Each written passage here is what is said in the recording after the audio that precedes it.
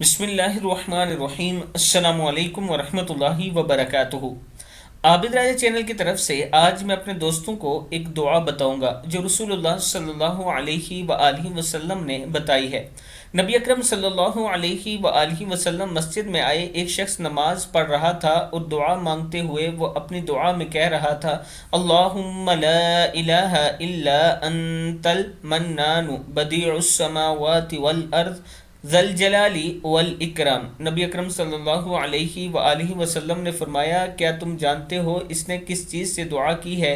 اس نے اللہ سے اس کے اسم اعظم کے ذریعے دعا کی کہ جب بھی اس کے ذریعے دعا کی جائے اللہ اسے قبول کر لے گا، اور جب بھی اس کے ذریعے کوئی چیز مانگی جائے گی اسے عطا فرمائے گی یا عطا کر دے گا۔ ترمذی کی حدیث ہے۔ یہ دعا آپ دوست یاد کر لیں اور انشاءاللہ جب بھی ہاتھ اٹھائیں یہ دعا پڑھا کریں، اللہ تعالیٰ قبول کرنے والا ہے۔